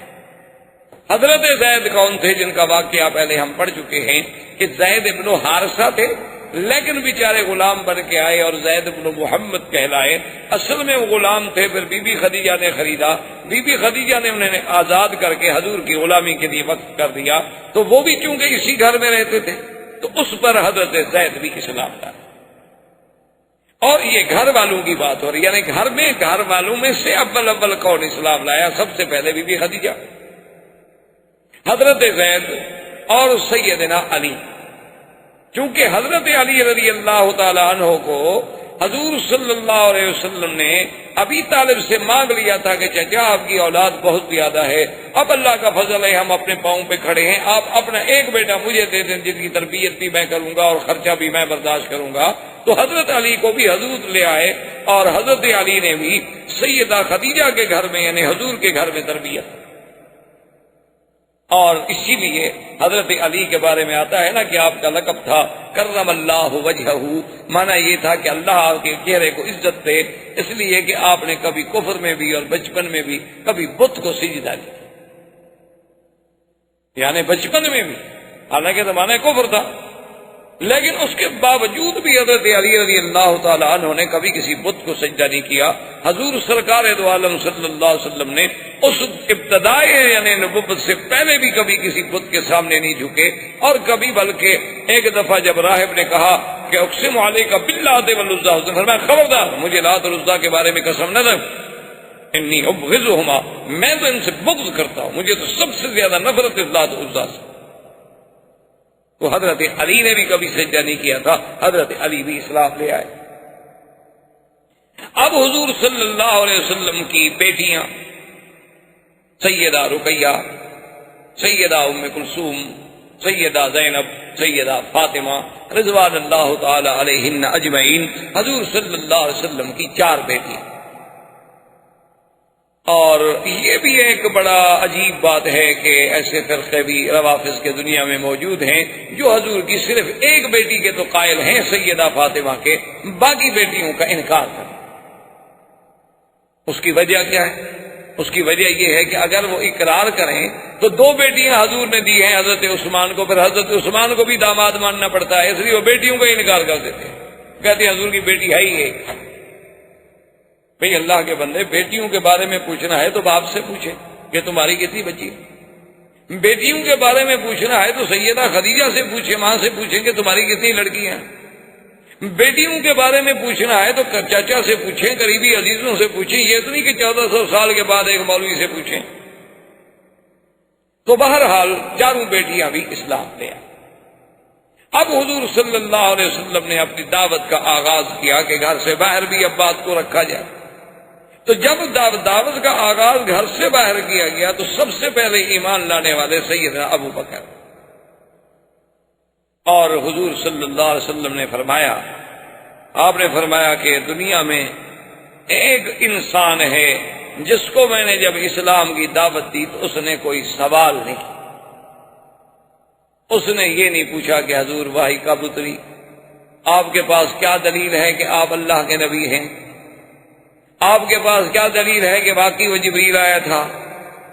انہوں نے کہا یہ پہلا شخص ہے سیدنا صدیق کہ میں نے دعوت اسلام دی، اس نے کہا قبلت اشہد ان لا الہ الا اللہ واشہد ان محمد رسول اللہ. اسی لیے حضور فرماتے تھے کہ واللہ مجھے اللہ کی قسم ہے لو وزنا ایمان الامت کلھا، کہ اگر ایک ترازو میں میری پوری امت کا ایمان رکھا جائے اور ایک پلڑے میں ابو بکر کا ایمان رکھا جائے لرجح ایمان ابو بکر، ابو بکر کا ایمان زیادہ بھاری ہو گیا. اور اسی طرح سرکار دو عالم صلی اللہ علیہ وسلم نے فرمایا کہ واللہ ما وطأ علی الارض احد بعد الانبیاء، کہ خدا کی قسم ہے اس زمین پر انبیاء کے بعد کسی افضل شخصیت نے قدم نہیں رکھا جیسا کہ ابو بکر. کیا مانا کہ اللہ کے نبیوں کے بعد مخلوق میں اگر کوئی افضل ہے تو ابو بکر رضی اللہ تعالی. اسی لیے علماء نے کہا ہے بات کو سمجھیں کہ اگر عورتوں میں اولیت دیکھی جائے تو خدیجہ کو ملے گی، غلاموں میں اولیت دیکھی جائے تو حضرت زید کو ملے گی، اور بچوں میں اولیت دیکھی جائے تو حضرت علی کو ملے گی. لیکن باشعور اور سمجھدار اور عین رشد والے سن میں اگر اولیت دیکھی جائے تو ابو بکر کو ملے گی، چونکہ حضرت علی ایمان لائے لیکن بچے تھے. بی بی خدیجہ اسلام لے آئی لیکن عورت تھی. زید اسلام لے آئے، غلام تھے لیکن آزاد اور سرزمین حرم کا، سرزمین مکہ کا ایک عظیم معروف انسان، وہ ایمان لانے. اسی لیے علماء نے لکھا کہ سب سے پہلا ایمان لانے والا کون ہے؟ ابو بکر، چونکہ باقی یا تو غلام ہے، حضور کی بیوی ہے، یا حضرت علی بچے. اور یہ بات بھی یاد رکھیں کہ سیدنا ابو بکر بھی ان لوگوں میں ہیں کہ جنہوں نے اسلام لانے سے پہلے بھی کبھی بت کو سجدہ نہیں کیا، بلکہ آپ کے والد ابی قحافہ وہ تو بتوں کو سجدہ کرتے تھے، باقاعدہ بتوں کی عبادت کرتے. تو وہ حضرت صدیق کو بڑا زبردستی پکڑ کے لے جاتے کہ بھائی تم بھی تو میرے ساتھ چلو نا، کبھی میرے خدا کے سامنے بیٹھ کے عبادت کرو، کچھ تضرع کرو، کچھ عاجزی کرو. تم کبھی بھی نہیں آتے ہمارے ساتھ. تو حضرت ابو بکر صدیق کسی طریقے سے، کسی بہانے سے، اب باپ سے آتی، کیا کرے، باپ سے نہ تو لڑ سکتا ہے، نہ جھگڑ سکتا ہے، نہ باپ کے آگے زور سے بات کر سکتا. تو کوئی نہ کوئی بہانہ کر کے حضرت صدیق ادھر ادھر ہو جاتے. لیکن اتفاق کی بات یہ ہے کہ ایک دفعہ حضرت ابی بکر اپنے گھر میں تھے اور ابی قحافہ ضد کر گئے. انہوں نے کہا آج میں تمہیں کبھی نہیں چھوڑوں گا, تم جا کے میرے ساتھ میرے خدا کی بات, اور پکڑ کے لیا اپنے عبادت خانے میں. جب آ گئے تو حضرت صدیق فرماتے ہیں کہ اب میرے لیے کوئی چھٹکارا نہیں تھا, تو اللہ نے میرے دماغ میں بات ڈالی. میں نے کہا ابا جان بات یہ ہے کہ آپ جائیں, آج میں علیحدہ بیٹھ کے اس مسئلے پہ غور کرتا ہوں اور پھر علیحدہ بیٹھ کے عبادت کروں. ابا خوش ہو گئے, والد چپ کر کے چلے گئے. حضرت صدیق فرماتے ہیں جب مجھے تسلی ہو گئی کہ ابا دور چلے گئے, اب بھی آئیں گے, میں نے جا کر دور سے دیکھ لیا اور دروازہ بند کر کے آیا, اور میرے باپ کا وہ جو خدا بنا کھڑا تھا, میں نے اس سے کہا کہ بھائی مجھے پانی پلاؤ, مجھے پیاس لگی ہے, پانی چاہیے. اب وہ کیا بت کیا بات کرے. میں نے کہا چلو پانی وانی نہیں تو کوئی روٹی شوٹی کھلا دو. تو اب روٹی کیا کھلائے جی, بت کیسے روٹی کھلائے گا. تو کہتے ہیں میں دور گیا, میں نے ایک بڑا پتھر اٹھایا, پتھر اٹھا کے آیا, پھر دروازہ اندر سے بند کیا. میں نے کہا بات سنو, تم میرے باپ کے خدا ہو, نہ مجھے پانی پلاتے ہو نہ کھانا کھلاتے ہو, تو چلو میں تمہیں توڑتا ہوں, کم سے کم اپنی حفاظت تو کرو. اور میں نے پتھر مارا اور ٹکڑے ٹکڑے. یہ کیسے خدا ہو سکتے ہیں, پتھر کے خدا.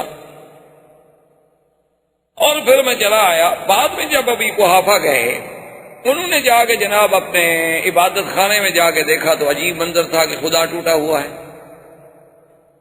خدا کو بندہ توڑ دے. لیکن جب اللہ عقل چھین لے تو پھر کیا ہو سکتا. اب جناب انہوں نے جا کر واپس آئے بڑے غصے میں, بڑے جوش میں, اور ابی بکر کی والدہ سے کہا کہ پتا ہے تمہیں تمہارے بیٹے نے کیا کیا. انہوں نے کہا مجھے تو نہیں پتا. انہوں نے کہا کیا کیا. وہ تو میرے خدا کی توہین کر دی, اہانت کر دی, ایسا کیا ایسا کیا. کہاں ہے ابی بکر, آج میں نہیں چھوڑوں گا, اس کو سزا دوں گا. تو ابی بکر کی اماں نے کہا کہ ابی قحافہ جلد بازی نہ کرو, بات کو ذرا ٹھنڈے دل سے سنو اور سمجھو. انہوں نے کہا کیا بات ہے. اس نے کہا بات سنو کہ جب یہ ابو بکر میرے پیٹ میں تھا تو میں جب جنگل سے گزرتی تھی تو آواز آتی تھی کہ یا امت اللہ بالتحقیق ابشری بالولد العتیق لقبہ فی السماء صدیق وہو للنبی صاحب ورفیق.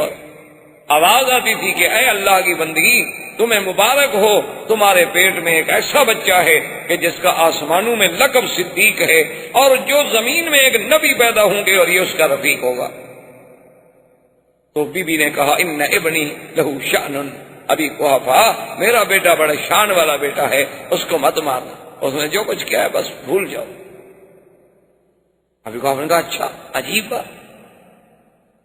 تو یعنی آپ اندازہ کریں کہ اللہ تبارک و تعالیٰ کے نبی سرکار دو عالم, اللہ کے کروڑوں صلاۃ و سلام ہوں میرے نبی پہ, آپ نے کتنی پیاری بات کی. فرمایا ان اللہ اختارنی ثم اختار لی اصحابی فجعل منہم اصحاری وانصاری. اللہ نے مجھے ساری مخلوق میں چن لیا اور میرے لیے پھر میرے صحابہ کو بھی خود چن لیا.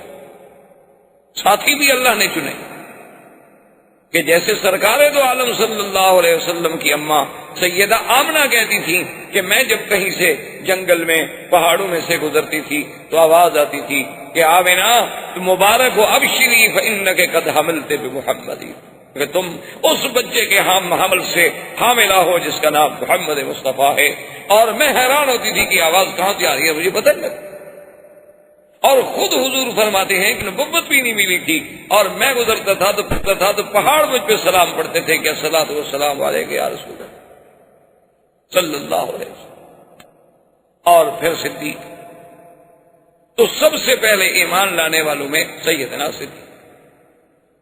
اور پھر ہماری طرح کا ایمان تو نہیں تھا نا جی, جیسے ہمارا ایمان تو یہ ہوتا نا کہ چلو بھائی ٹھیک ہے نماز پڑھیں روزہ رکھیں, چھوڑو یار دوسرے کو کیوں ڈسٹرب کرتے ہو, دوسرے کے معاملے میں ہمیں کیا پڑی ہے بھی ہم ٹانگ اڑائیں.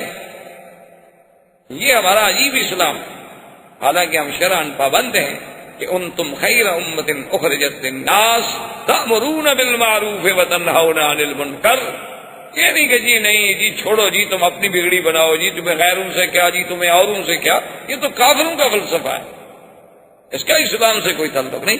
اسلام کہتا ہے اپنی بھی اصلاح کرو، اپنے ساتھیوں کی بھی اصلاح کرو، اپنے گھر والوں کی بھی اصلاح کرو، اپنے دوستوں کی بھی اصلاح کرو، ہر آدمی کو بھلائی کا حکم کرو اور برائی سے روکو. احباب کرام، اس کے بعد اب آپ اس مبارک سلسلے کی CD نمبر 6 سماعت فرمائیں.